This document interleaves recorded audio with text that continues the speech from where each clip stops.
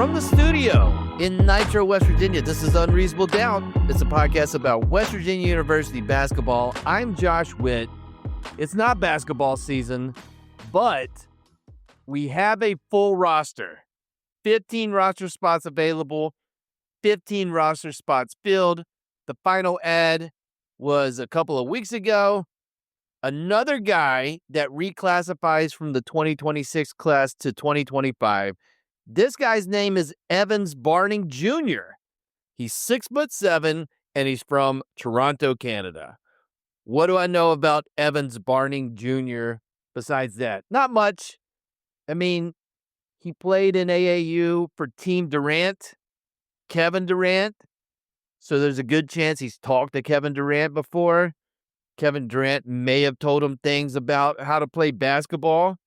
Kevin Durant's taller than Evans Barning Jr. Probably shared some good knowledge. What else do I know? Toronto, Canada. There's basketball players that are really good that are from Canada. Shai Gilgeous-Alexander, good at basketball, Canadian. Steve Nash, really good at basketball, from Canada. Has Evans Barning Jr. met or talked to either one of those guys or played basketball against one or both of them? Probably not. But, Canada's gigantic, but there's not as many people in Canada as there is in the United States. So I'd put the probability as high, and that can only help a basketball player if you have talked to Shai Gilgeous-Alexander before, or cross paths, or know a guy who knows a guy who knows Shai Gilgeous-Alexander. Not a ton of highlights for Evans Barning Jr. on the internet. Did not have a 24/7 rating. The limited things I've seen on YouTube, lots of finishing alley-oops, lots of transition buckets where he's dunking it or laying it up, lots of putbacks. I saw one mid-range shot that looked nice.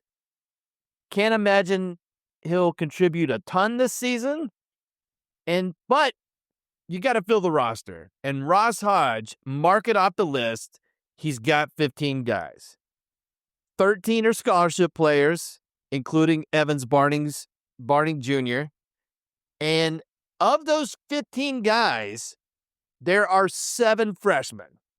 2 of those guys are walk-ons, but still, 7 out of 15 guys on this roster are either freshmen who reclassified, just normal freshmen, or redshirt freshmen.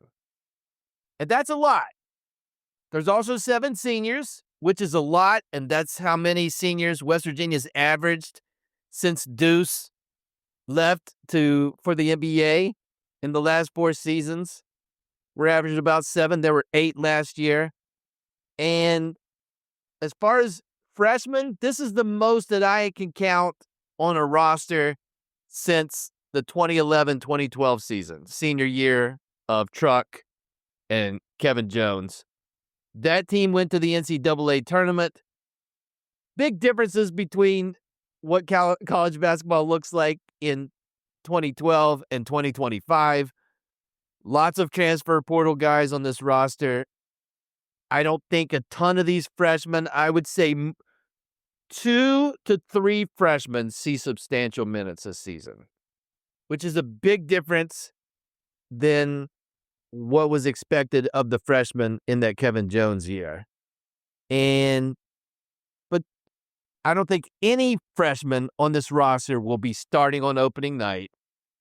And if more than 2 to 3 freshmen are getting substantial minutes this season, that is not good. That means this season has went off the rails. Now, are we 2 seasons removed from a season going off the rails immediately? And is that a good feeling to have 2 of the last 3 seasons go off the rails? No. Do I think that's going to happen? No. Has it happened recently? Yes. Has it happened under Ross Hodge? No. Not at WVU. But without knowing, how do you know with a whole new roster what it's going to look like? Just from a number standpoint, 7 freshmen is a lot. And you go back to Beeline's first season, a bunch of freshmen are playing. They're building something. Not a ton of building these days. So how many of those 7 guys will be on the roster next year? I hope there's more than one. I hope the 2 to 3 freshmen that get substantial minutes stick around for year 2 and we can build something. But that's a lot to ask for. I think successful teams do build. And that's what I'd like to see from Ross Hodge is build. Would I want 7 freshmen on a roster where you can have 15 players? I wouldn't. But, we'll see how it goes. We also have a full non-conference schedule now. So full roster, mark it off. Full non-conference schedule, mark it off. Talked about the schedule in the last episode. Had some of the teams, but not all. Here are the blanks that we filled in with the full non-conference schedule. The first time we'll get to see this team play, Sunday, October 26th, Coliseum. Wheeling is coming to the Coliseum. So UC, University of Charleston, came last year. This time it's Wheeling. I like that. Good opportunity to see what this team is going to look like against a Division II team. 9 days later, West Virginia starts the season with a team who won a game in the NCAA tournament. And for the 4th time in 13 seasons, which feels like a lot, Mount St. Mary's comes to town for the opener. And Mount St. Mary's, they won in the first 4 games, got slaughtered by Duke. But this is a team coming off an NCAA tournament win and appearance. That's who West Virginia starts with. Lafayette comes to Morgantown on November 17th. And that's in between the Pitt game and the trip to Charleston, South Carolina. Lafayette won 13 games last season. That's not good. Coppin State comes to Morgantown on Wednesday, December 3rd. And they, last season, were 361st in KenPom. Just a few spots ahead of last place Mississippi Valley State, which is also coming to Morgantown. The final missing schedule piece, the Little Rock Trojans. They come to Morgantown on Tuesday, December 9th. So 13 games on the non-conference schedule. We know them all and the order. Only 2 are happening on a weekend in Morgantown. And both of those games are on Sundays. There is a Charleston Civic Center game on a Saturday. So if you don't live close to Morgantown, is 7 midweek Coliseum games great for trying to make a trip up to Morgantown? It is not. And I fit in that boat. I'm going to do everything within my powers to be there on December 22nd when they play the Mississippi Valley State Delta Devils. That's a Monday night, but it's the one game. It's the one game I have circled on the non-conference schedule is getting to see West Virginia play Mississippi Valley State. But not great if you don't live close to Morgantown. It is an ideal schedule if you're a new head coach and you have a completely new roster. To play Mississippi Valley State, to play Coppin State, to play Campbell, to play Little Rock, Lafayette, Mercyhurst. These are games that are good for a new roster and a first-year head coach in town.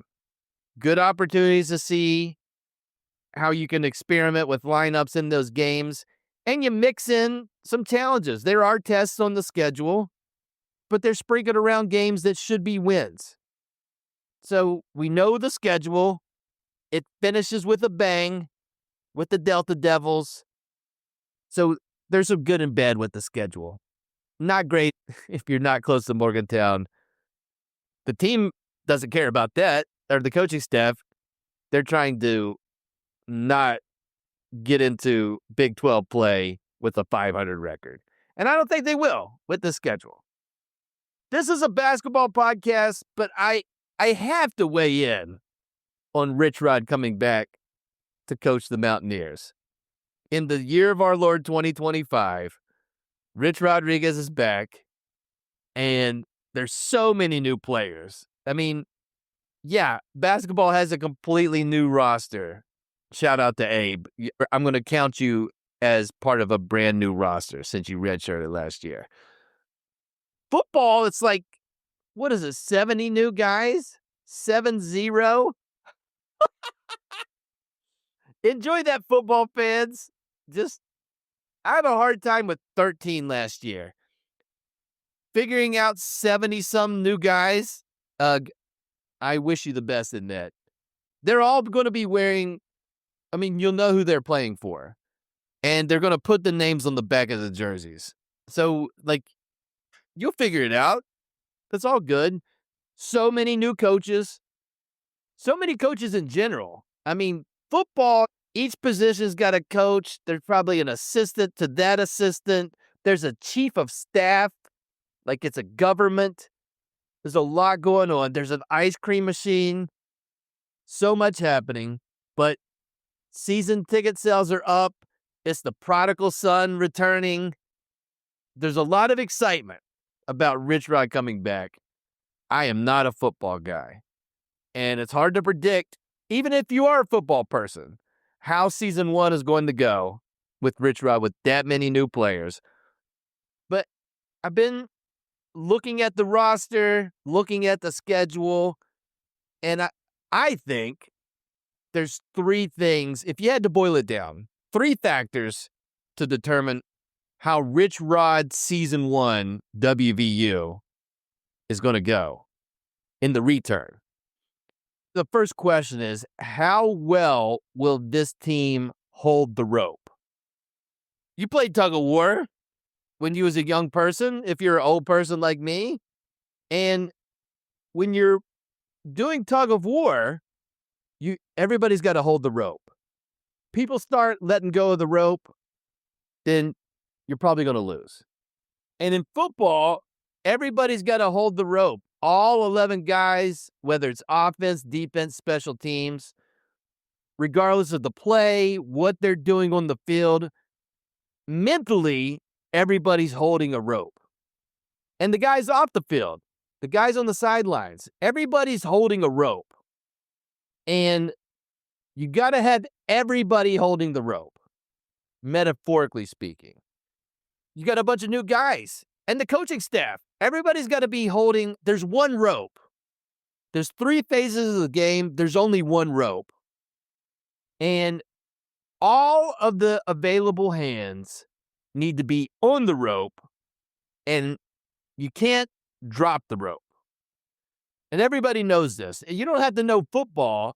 You know about ropes. And it's not a jump rope. It's like the rope. You know? There's ropes on boats. And you got to hold them. And we're going to know it's not a great season if you're watching the game and you're mentally thinking, is every hand available on the rope? And if you're even thinking about that, it's probably not a good sign. So we got to see how well this team holds the rope. The second factor is how well will this team spot the ball? You hear it all the time. Spot the ball. When you're on defense, it doesn't matter. At the beginning of each play, a ball is spotted. At kickoff, somebody spots the ball on the tee, and then they kick it. Every other play, the ball is spotted. You spot the ball, and then you can run a play. Once the ball is spotted, then I think you can go. But it starts with spotting the ball. And so we're going to find out, and I think we'll find out early. The first game's against Robert Morris this Saturday, and the ball's going to be spotted, and how fast will the ball be spotted again? We're going to find out. I think it's going to be pretty quick. Rich Rodriguez is talking about tempo, fast-paced. Maybe not all the time. Maybe mix it up. But tempo starts with the beginning, which is spotting the ball. And on defense, how often is the ball spotted there? I don't know. And does West Virginia have control over spotting the ball? Maybe a little bit. You get it to the referee fast enough so they can spot the ball. You're allowed to grab the ball and spot it yourself. I think the ref has to touch it before the ball to make it officially spotted, right? So you have limited, but there are things you can control. If the ball is dead or if you're close to the ball, if you can get the ball to the ref as soon as you can, do that. And we'll see if this team does that. I'm sure they're being coached that. So we're going to find out how well this team can play with how they're spotting the ball. I mean, it feels obvious, but every book has a first page. Every story has a beginning. And every play in football starts with spotting the ball. We'll see how they do with that. Unreasonable Doubt is under the Smoking Musket umbrella. Go to smokingmusket.com. Read posts about WVU sports, Daily Throwdown. Check that out. Go to the Discord. We're talking about WVU sports and other stuff on the Smoking Musket Discord. Link for that is in the show notes. Listen to West by Pod, the WVU football podcast under the Smoking Musket umbrella. Do all that stuff. Smoking Musket. And then the third factor, I don't know how much is being talked about. What kind of edge will this team have? And not like an edge for their experience or an edge in talent or an edge in football IQ, how much you know ball. Like, what kind of edge do you have? And what kind of edge do you play with? And I think there's a scale with edge. Just like lots of things, there's a spectrum, right? And on one side of the edge spectrum is soft, okay? So, don't stop driving your car if you're in your car driving. But, like, mentally have a spectrum, have a line, and on one side, on the left side, just mentally think soft, okay? Soft edge. Not really a football term.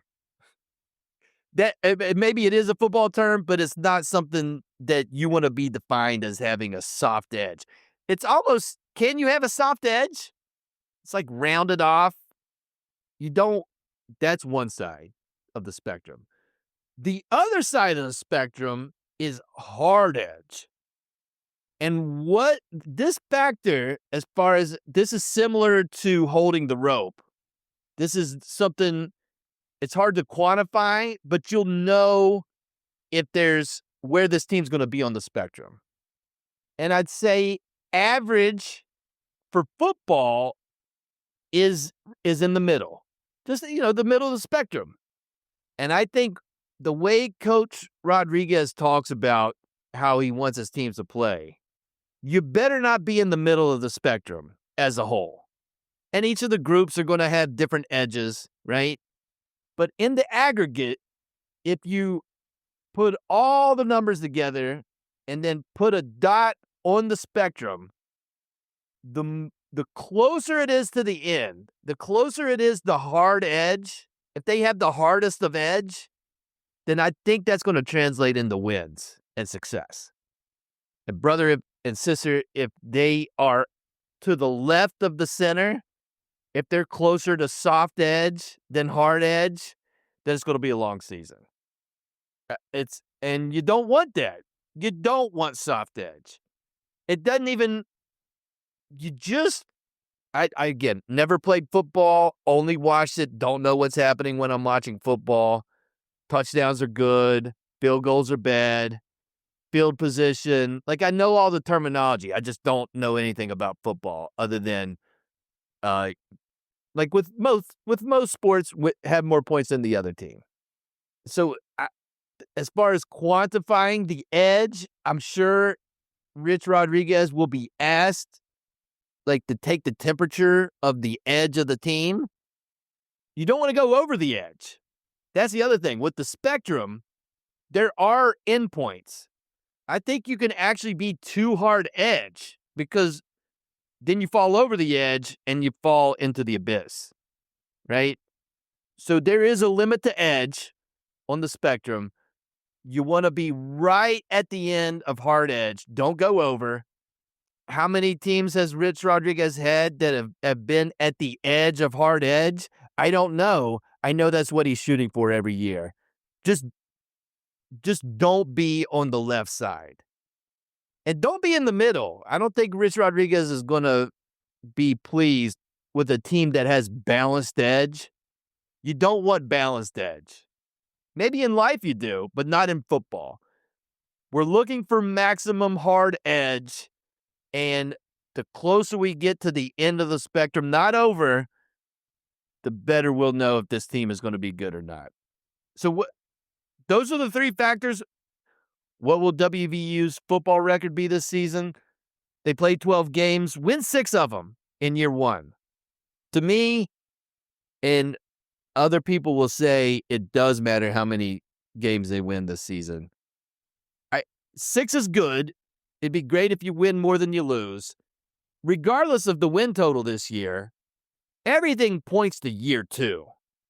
Expectations, regardless of how it goes this year, are going to be high. And things will be determined on, does Rich Rod have it or does he not have it? But I don't think you can determine that in year 1 with so many new players and dozens. I mean, are there hundreds of coaches? I don't know. If you told me there was 100 coaches, that would not shock me. That one coach per player, I don't know what the rules are. But with this many new faces, to expect success immediately feels a little strong. But the factors are going to remain. Are all the hands on the rope? How often are we spotting the ball? And what kind of edge? And is it the hardest it can be? We'll find out soon. And we'll find out about basketball after that. It's coming. We're getting there. That's it for this episode of Unreasonable Doubt. Listen on all the platforms. So just pick one: Apple Podcasts, Spotify Podcasts, Overcast Podcasts, YouTube.